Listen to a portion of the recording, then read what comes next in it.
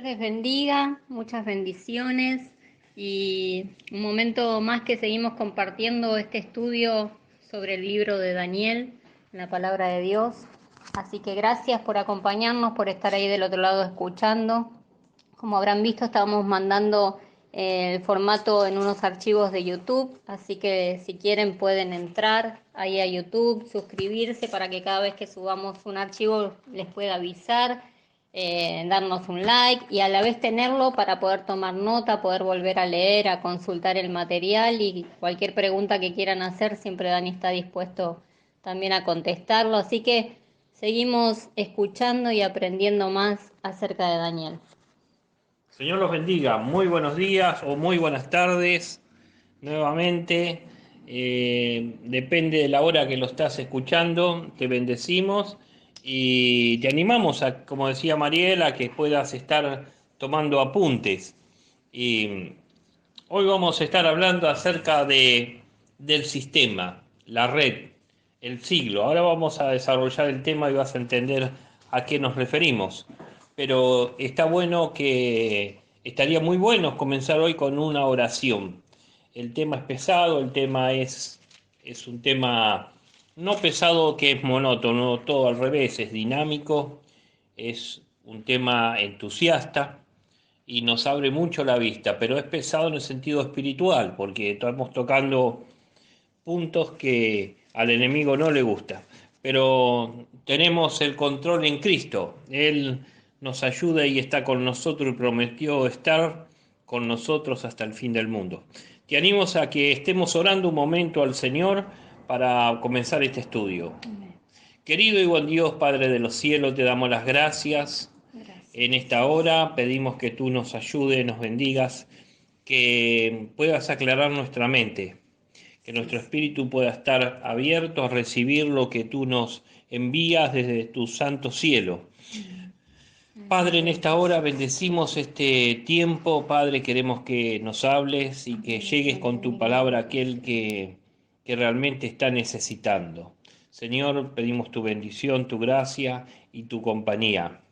En el nombre de Jesús te lo pedimos, Padre. Amén y amén.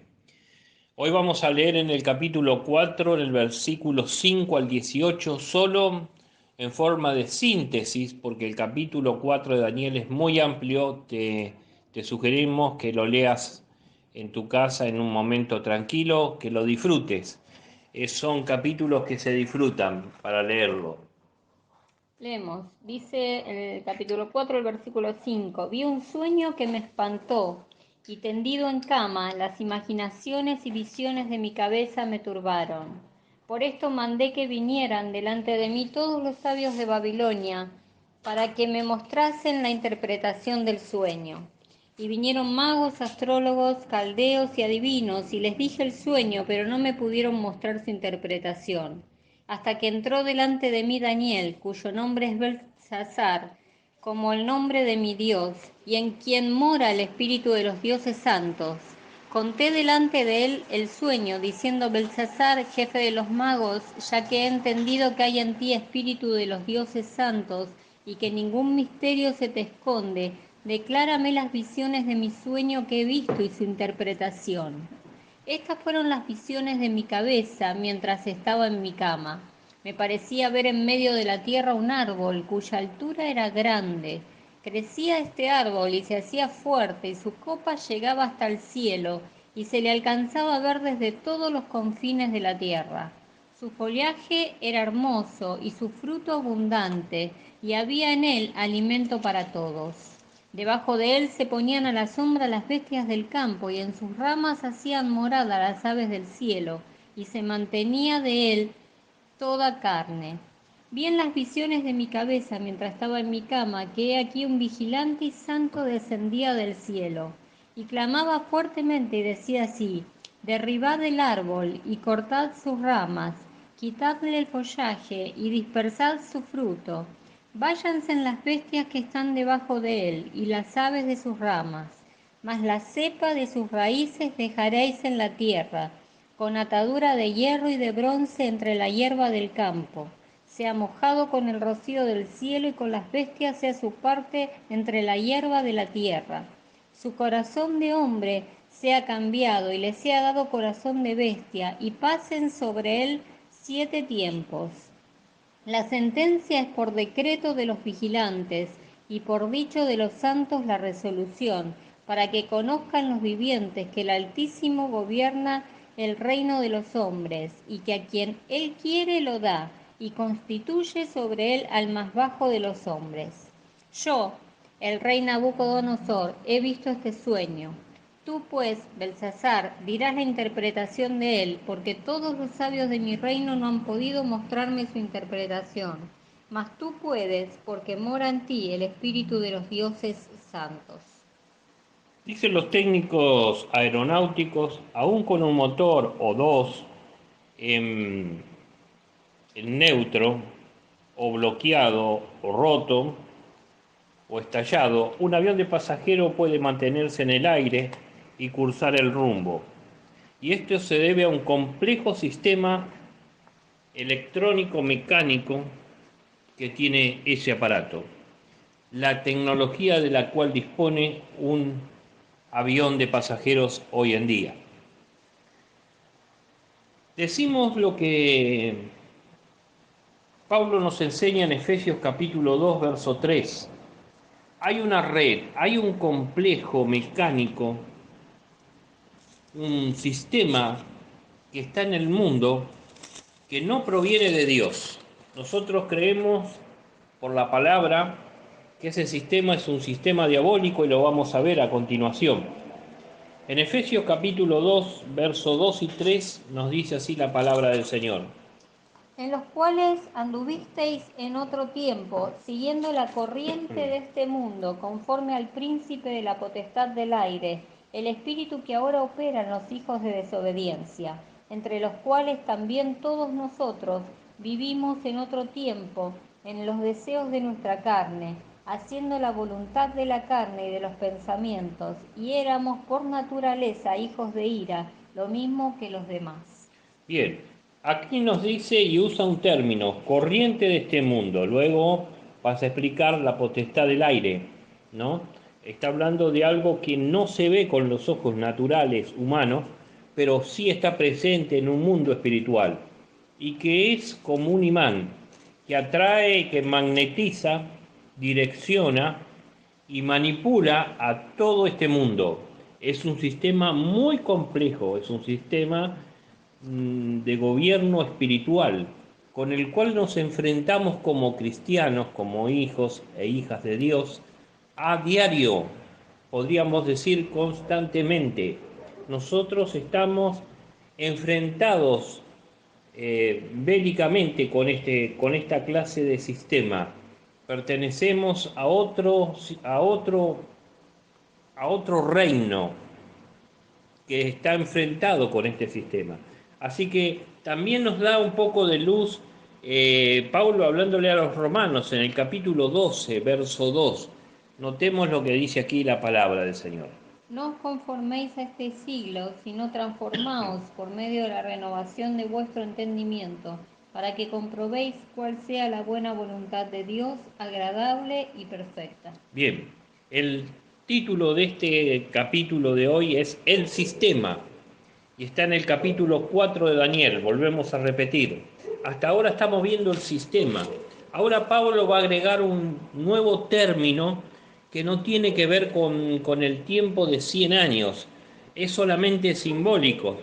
Este término es siglo, como dice el versículo, si lo tenés ahí en Gálatas, capítulo 12, versículo 2. Romanos. Romanos, capítulo 12, versículo 2 dice, no os conforméis a este siglo. Ahí está, sino transformados por medio de la renovación de vuestro entendimiento. Está hablando de que este siglo es algo más que 100 años. No tiene que ver con un periodo de 100 años, como contamos nosotros en el castellano. La palabra siglo en el griego significa o tiene que ver con un cierto sentido peyorativo, señalando al tiempo de la época de este mundo, con una corrupción y decadencia. Cuando la palabra, aparece esta palabrita siglo, en el Nuevo Testamento, vuelvo a decir, está hablando no de 100 años, sino de un sistema complejo que permite que este mundo pueda seguir volando como ese avión, pese a que tiene los motores rotos. El sistema, el sistema que está operando es un sistema tan sofisticado hoy en día, a nivel espiritual, que nosotros no logramos darnos cuenta como cristianos. Pero no es la cuestión aquí no es engrandecer a ese sistema, sino más bien, como dice el apóstol Pablo, no ignorar acerca de las maquinaciones del enemigo, ¿no? El Señor prometió, Cristo, acerca de la salvación. Cuando Él nos salvó, también el Señor nos ha librado de este sistema. Busquemos en Gálatas capítulo 1, verso 4, que dice así la palabra de Dios. El cual se dio a sí mismo por nuestros pecados para librarnos del presente siglo malo, conforme a la voluntad de nuestro Dios y Padre. Bien, está hablando de Jesucristo al principio, dice. Jesucristo se dio, como dice, a sí mismo por nuestros pecados, para librarnos ¿de qué? Del presente siglo malo. Del presente siglo malo. Si nosotros aplicamos esta palabrita de sistema, podríamos leerlo de esta forma: para librarnos del presente sistema malo, del presente sistema malo. Esto es muy evidente lo que está pasando en nuestros tiempos, ¿no? La palabra del Señor es clara en ese sentido, es muy clara y nos alerta que nuestra lucha no tiene que ver con los humanos, tiene que ver con algo que es espiritual. Acá en Efesios capítulo 6, verso 12 dice así: Porque no tenemos lucha contra sangre y carne, sino contra principados, contra potestades, contra los gobernadores de las tinieblas de este siglo, contra huestes espirituales de maldad en las regiones celestes. Bien, dice aquí que nuestra lucha no es contra personas o seres de carne y hueso. Esto debemos tenerlo en claro. Cuando alguien se levanta contra un siervo, contra una sierva, contra la iglesia, en confrontación, digamos, con todo lo que es espiritual, nosotros sabemos que eso no tiene que ver con esa persona ni con esas personas en plural, sino simplemente tiene que ver con principado contra potestades, gobernadores de las tinieblas de este siglo y contra huestes espirituales de maldad en las regiones celestes. Dicho de otra forma, espiritualmente hay rangos que especifican qué clase de demonios habitan en el aire y están dominando este mundo. Por eso Pablo va a decir a continuación: Por tanto, tomad toda la armadura de Dios para que podáis resistir en el día malo y habiendo acabado todo, estar firmes. Fíjese en que Pablo dice, por tanto, quiere decir, ese por tanto significa que va enganchado con el pensamiento previo. Dice, con respecto a toda la lucha espiritual que tenemos día a día, tenemos que tomar toda la armadura de Dios, no parte, toda la armadura de Dios para poder resistir en el día malo. Dice, y no solo esto, sino que cuando termine el día malo podamos estar firmes.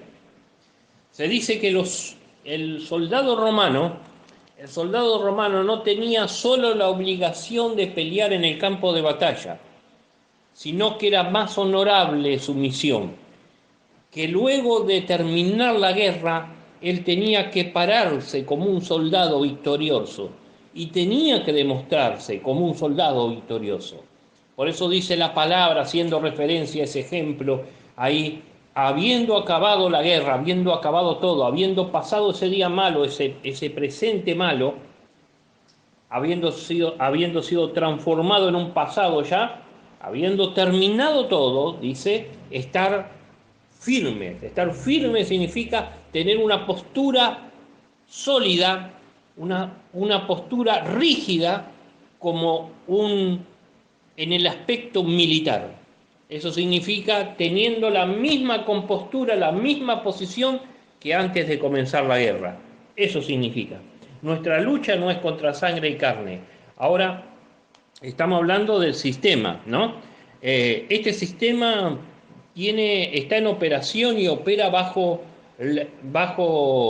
las órdenes de unos cuantos diferentes demonios, ¿no? Huestes, regiones celestes, o sea, hay lugares específicos donde actúan los demonios, donde actúan los espíritus demoníacos, pero ¿en quiénes?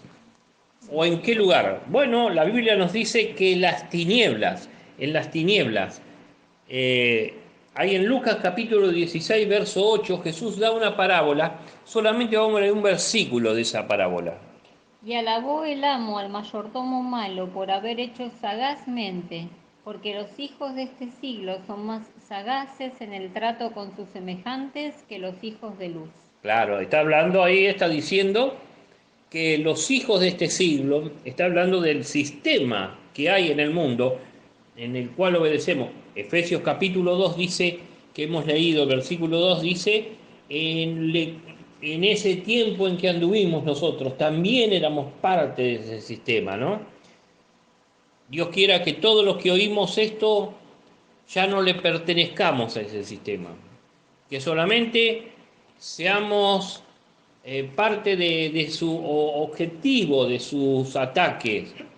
Así que el Señor nos dice que los hijos de este sistema son muy sagaces. Nosotros creemos que las personas no entienden, no comprenden las cosas, y es verdad, las cosas espirituales no las pueden discernir. Pero ojo, no nos confundamos, que cuando ellos tienen que reclamar algo, tienen que exponernos con algún defecto, con algo que hicimos nosotros o algunos de nuestros hermanos, o algunos de los siervos que han salido en televisión, que han tenido algún error o han tenido un traspié, nos van a apuntar y nos van a decir, ustedes son otros, ustedes deberían hacer eso, ustedes no pueden mentir, ustedes no pueden hablar mal, son sagaces, ¿no? Son sagaces. Eso se está refiriendo. Bueno, a esto la palabra del Señor nos dice y nos enseña que Satanás está en el comando principal digamos, de estas batallas o de este ejército maligno, y él es el Dios en minúsculas. Leamos lo que dice 2 Corintios capítulo 4, versículo 4. Antes de leerlo, quiero decir, esta es la confrontación entre la luz y las tinieblas, entre lo que se puede entender y lo que no se permite entender. Fijémonos que están confrontados, están en una guerra, están enfrentados, y así dice, y así lo pinta el apóstol Pablo. Dice 2 Corintios 4:4, en los cuales el Dios de este siglo cegó el entendimiento de los incrédulos, para que no les resplandezca la luz del Evangelio de la gloria de Cristo, el cual es la imagen de Dios. Ahí está. Dice que el Evangelio de Jesucristo es velado, o sea, es tapado, es puesto bajo un manto. El diablo se encarga de entorpecer, de embarrar la cancha, diríamos en estos tiempos, ¿no? El enemigo está tratando de embarrar la cancha constantemente, ya sea alguna persona que le hemos hablado de Cristo, y luego le presenta cualquier cosa, un yoga, le presenta espiritismo, le presenta magia, le presenta cualquier cosa con tal de distraerlo. Solía escuchar a mis padres cuando predicaban a los vecinos cuando era niño, y ellos les preguntaban por qué no nos acompañaban ese domingo que las personas se habían comprometido a acompañarlo, necesitaban de Dios. Recuerdo una señora que necesitaba tanto de Dios, estaban sus hijos, creo que uno de sus hijos habían sido llevados por los militares, estaba desaparecido, otros estaban en la delincuencia, había una familia arruinada, una familia realmente que necesitaba de Dios. Y cuando llegó el momento, antes de comentar esto, quiero decirles que esta persona vino a mi casa, a la casa de mis padres, y habló una tarde con mis padres porque se dio cuenta de que había algo diferente en ellos. Entonces mis padres le hablaron del Señor. Y ella prometió de ir el fin de semana, el domingo, a la iglesia. Pero llegó el domingo y no fue. Mis padres lo esperaron, pero no llegó. Entonces en la semana volvió esta señora angustiada. Entonces le preguntaron qué había pasado. Dice, usted no va a creer, estaba lista, estaba saliendo para ir a la congregación con ustedes y me llegó un familiar desde, no me recuerdo si era Tucumán, de alguna provincia. Dice, hacía más de 20 años que no la veía y terminamos a la noche entre tragos y terminamos borrachos y terminamos en una fiesta. En fin, el diablo había entorpecido la obra del Señor, ¿no? Luego esta señora pudo vencer porque oramos al Señor y llegó a la iglesia y se convirtió y Dios la libró y Dios libró a sus hijos y bueno, y fue una hermana en Cristo. Pero nosotros vemos cómo el enemigo embarra la cancha. Él está manejando este sistema aquí en el mundo. Es un sistema demoníaco, diabólico, con una filosofía, una política, todo diagramado, apuntado por el enemigo, hermanos. Y tenemos que tener eso en mente y no enojarnos con los políticos, no enojarnos tanto con los gobiernos, saber que detrás de ello hay poderes espirituales que solo son sujetados por medio del poder de Dios. Y como iglesia podemos hacerlo, ¿no? Entonces, usted dirá hasta acá, que han pasado 22 minutos, ¿qué tiene que ver con Nabucodonosor?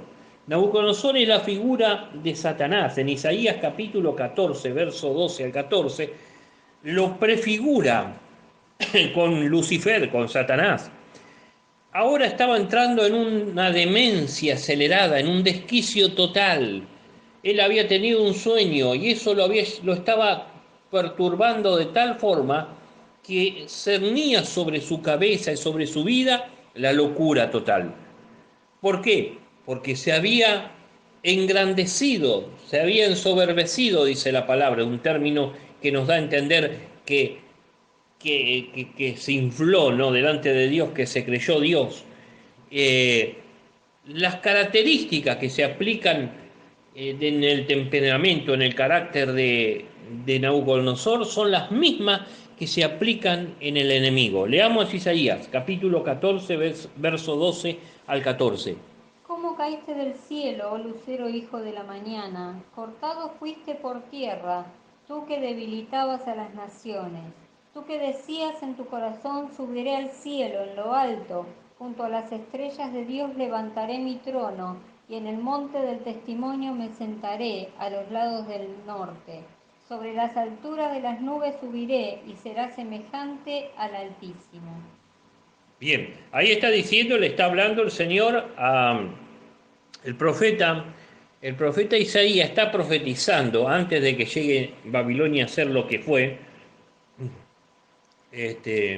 bastantes años antes, está profetizando acerca de un rey, del rey de Babilonia. ¿Quién era ese rey? Nabucodonosor, lo sabemos. Y está diciendo y lo está comparando con el diablo directamente. Le llama Lucifer. Si usted ve el contexto, o sea, el tema que está tratando estos versículos, del cual se desprenden estos versículos, tiene que ver con Babilonia. Ese es el carácter. Se ha ensoberbecido tanto Nabucodonosor, ¿no? En Jeremías también tenemos, no sé si lo tengo apuntado acá, pero en Jeremías lo estaba leyendo en este día, también está hablando, creo que es en el capítulo 27 de Jeremías, está hablando el Señor y es algo que nos da de pensar, no, lo tengo marcado, perdón, nos da que pensar por qué. ¿Cómo es que el Señor dice eso de Nabucodonosor, ¿no? Por ejemplo, 27:6 dice, ahora yo he puesto todas estas tierras en mano de Nabucodonosor, rey de Babilonia, mi siervo, y aún las bestias del campo le he dado para que le sirvan, y todas las naciones servirán a él, a su hijo y al hijo de su hijo. O sea que está tratándolo en el libro de Jeremías como el siervo de Dios. En Isaías lo trata como el propio diablo, está prefigurado con el diablo. ¿Cómo es que se entiende esto? Sí, quiere decir que aún el diablo a veces a veces no, siempre va a cumplir la voluntad de Dios, hermanos. ¿Qué significa esto? Que la voluntad de Dios es contraria a muchos. No siempre la voluntad de Dios es agradable, como dice la palabra, y perfecta. Es agradable y perfecta con nosotros, que somos sus hijos, sus siervos, pero no es agradable y perfecta ni con el enemigo, ni siquiera tampoco con los hijos de este mundo, de estas tinieblas. Para ellos no, pero ellos terminan haciendo lo que Dios ha predeterminado que iba a pasar. Eso tenemos que tener en cuenta. Entonces, una persona que termina haciendo lo que otra persona le manda hacer, significa que es siervo de esa persona. En este caso, Nabucodonosor solo cumplió un mandato sin saberlo o sabiéndolo, porque luego aquí, en el último capítulo, en el último versículo del capítulo 4, Nabucodonosor se da cuenta que él cumple lo que Dios ha querido desde un principio que cumpla, quiera o no. Así que nos da a entender esto. Por lo tanto, nosotros vemos que el carácter entonces y el temperamento del enemigo, perdón, de Nabucodonosor, está asociado, está unido o fusionado con el carácter y el temperamento del diablo. Notemos lo que dice en 2 Timoteo capítulo 3, verso 1 al 4. También debes saber esto, que en los postreros días vendrán tiempos peligrosos, porque habrá hombres amadores de sí mismos, avaros, vanagloriosos, soberbios, blasfemos, desobedientes a los padres, ingratos, impíos, sin afecto natural, implacables, calumniadores, intemperantes, crueles, aborrecedores de lo bueno, traidores, impetuosos, infatuados, amadores de los deleites más que de Dios. Bien, ese es el aspecto del antiguo, del anticristo o del hombre de pecado, como dice la Biblia. Eso así va a ser. El hombre de pecado va a tener estas características que dice ahí. Dice que va a ser vanaglorioso, va a ser soberbio, blasfemo.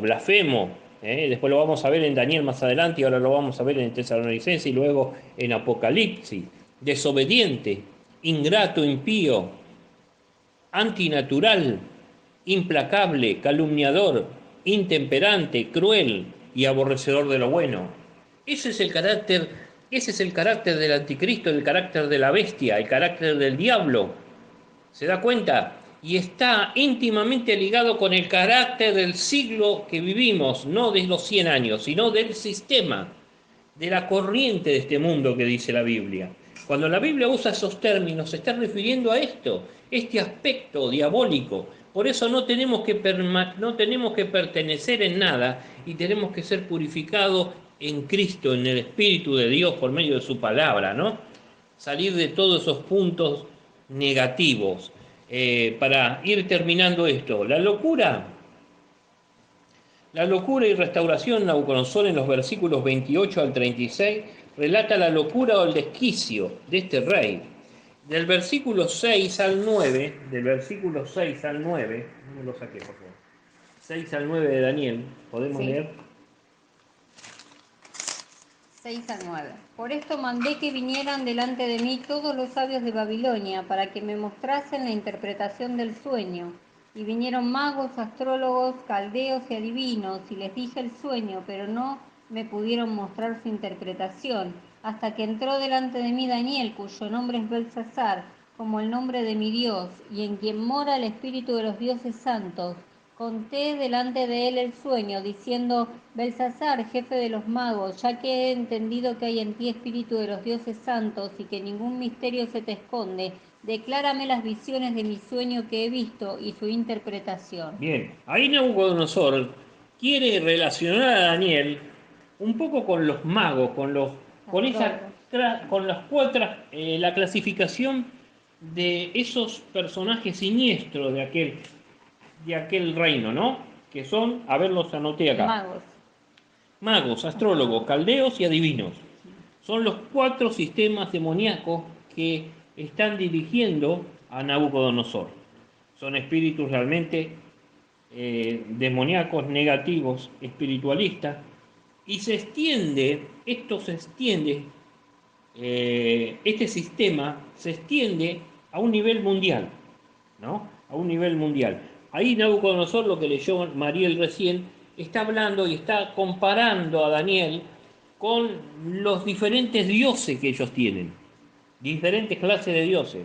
Hay una confusión muy siniestra en la cabeza de este hombre Nabucodonosor. No tiene que ver tanto con los psíquicos, sino con lo espiritual, que está asociado, por supuesto, siempre está asociado. A ver, en Jeremías capítulo 27, 9 al 10, nosotros notamos algo que el profeta Jeremías lo denuncia allí al pueblo de Israel antes de ir a Babilonia.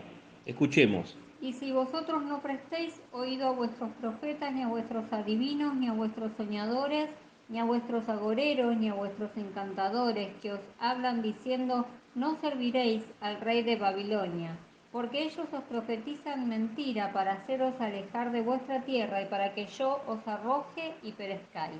Claro, notemos acá una cosa muy importante. En ese momento estaba a medias el espíritu de Nabucodonosor ya instalado en Judá, en el reino de Judá. Estamos hablando 600 kilómetros aproximadamente de Babilonia, ¿no? Antes de que el pueblo de Israel fuera arrebatado de su tierra. Sin embargo, Jeremías los exhorta y les dice, hay espíritus demoníacos en los profetas. ¿Qué profetas? Los profetas que supuestamente eran profetas de Dios. Y ellos están profetizando bajo un sistema corrupto, espiritualmente corrupto. Ahora nosotros vemos que el sueño que tiene Nabucodonosor es de un árbol alto, hermoso y lleno de fruto. Y llegaba hasta el cielo y se extendía hasta los confines de la tierra. Simbolizaba y apuntaba a Nabucodonosor, pero también apuntaba a un sistema mundial, que hoy nosotros llamamos globalización. Cuando la palabra del Señor dice que hasta los confines de la tierra, que este árbol se veía de los confines de la tierra, está diciendo que el sistema de gobierno espiritual, quiero aclarar, el sistema de gobierno espiritual que hay en Babilonia y que está manipulando a Nabucodonosor y a todos aquellos que están ahí, menos a Daniel y sus compañeros, es un sistema tan demoníaco que va a ir creciendo hasta llegar hasta los confines de la Tierra, hasta Tierra del Fuego, hasta Australia, hasta la Antártida, hasta los confines de la Tierra. Miremos lo que dice ahora Pablo acerca de esto, ¿no? En 2 Tesalonicenses capítulo 2, verso 7. Antes fuimos tiernos entre 2, vosotros. segunda Tesalonicenses. Segunda, perdón. Segunda Tesalonicenses capítulo 2, verso 7. Perdón. Porque ya está en acción el misterio de la iniquidad, solo que hay quien al presente lo detiene hasta que él a su vez se ha quitado de en medio. Ahí Pablo está diciendo, el sistema, el misterio de la iniquidad ya está en el mundo. Está hablando, en el tiempo de Pablo, Pablo está diciendo, el sistema ya está presente hoy. ¿Cuál es el sistema? El sistema demoníaco, el sistema que explica en lo que hemos leído en Efesios, ¿no? Las regiones, los lugares, esa clase de espíritu que está dominando este mundo, que Jesús también lo explica, ¿no? Entonces, ya está en acción, dice, ya está en acción el misterio de la iniquidad. Pero hay quien lo frena en este momento. El Espíritu Santo y la Iglesia tienen poder para frenar ese espíritu. Es lo único en la tierra que puede frenar ese espíritu demoníaco. Vamos a ver lo que Pablo habla, dice, este misterio. Acá Pablo habla del misterio, del sistema ese lo nombra como un misterio. En Apocalipsis capítulo 17, versos 5 al 17 nos dice así. 5 al 7, ¿no? 5 al 7, perdón. Y en su frente un nombre escrito, un misterio, Babilonia la grande, la madre de las rameras y de las abominaciones de la tierra.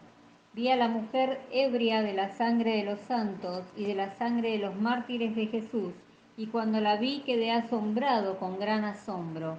Y el ángel me dijo, ¿por qué te asombras? Yo te diré el misterio de la mujer y de la bestia que la trae, la cual tiene las 7 cabezas y los 10 cuernos. Bien, acá es el tiempo en que el apóstol Juan está viendo desarrollado completamente este misterio, el misterio de la iniquidad. Está completamente desenfrenado. La iglesia está con Cristo en los cielos y es el tiempo de la gran tribulación.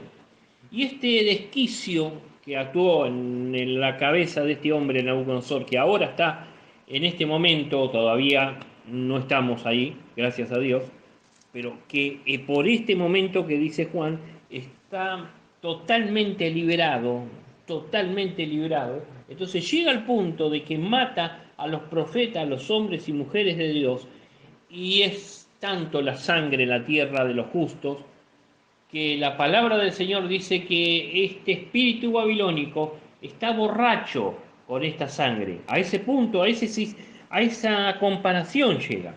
Ahora, ¿de qué está hablando acá? Acá en Apocalipsis está hablando ya a rostro descubierto de una bestia, la última bestia que nombra, que luego lo vamos a ver, y esa bestia es lo que la Biblia dice, lo llama justamente de esa forma, es el sistema que va a usar el anticristo, el falso profeta, para dominar, para manipular y para controlar al mundo entero. Un sistema tecnológico, un sistema de poder militar, un sistema que va a tratar con lo religioso y un sistema muy poderoso que tratará con lo filosófico, político, filosófico, que en realidad no va a ser eso, sino que va a ser a las claras, algo que es espiritual. Esto va a continuar, hermano, en la próxima. Se nos fue un poquito el tiempo, pero realmente es muy profundo. Luego vamos a seguir hablando de este capítulo. El Señor esté con vos en esta hora. Oramos al Señor y pedimos que Dios pueda tratar con tu vida. Querido Dios, en el nombre de Jesús, con Mariel, Señor, con Lucas aquí, bendecimos a los que nos oyen, que tu palabra pueda ser una obra efectiva en cada uno. Si alguno no te conoce, Señor, que tu palabra dice, buscale entre tanto que hay tiempo. Señor, ayúdanos para poder llegar a ese propósito divino que tienes para nuestras vidas. En el nombre de Jesús, amén, Amén y amén. y amén. Shalom para todos. Muchas bendiciones.